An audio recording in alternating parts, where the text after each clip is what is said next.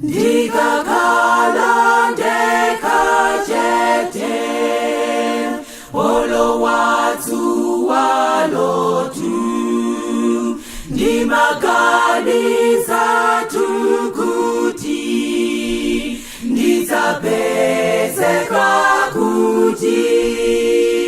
pakati pawo lungama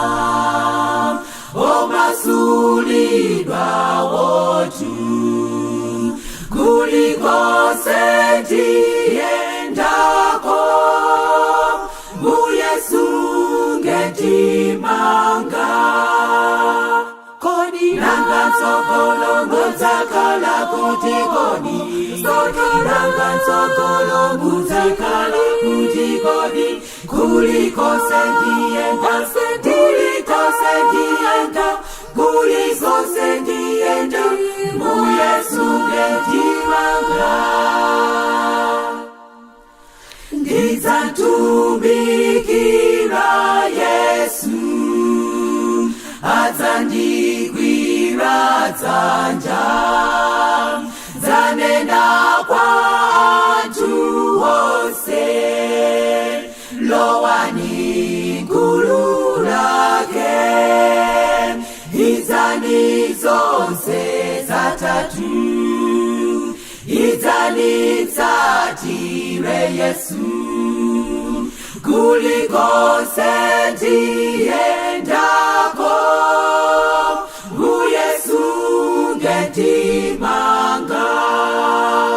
kodi nanga tsogolo mudzakhala kuti kodi nanga tsogolo mudzakhala kuti kodi kulikonse ndiyenda kulikonse ndiyenda Yesu ngetimanga pomwe iwe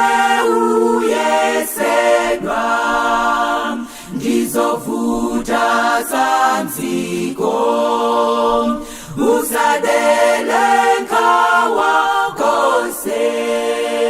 mbuye mwachifundoni adzakupyoletsamo monga Yobu ujayo udzakondwelela iwe udzakondwa kosatha kodi nanga tsogolo mudzakhala kuti kodi nanga tsogolo mudzakhala kuti kodi kulikonse ndiyenda kulikonse ndiyenda Yesu ngetimanga kodi nanga tsogolo mudzakhala kuti kodi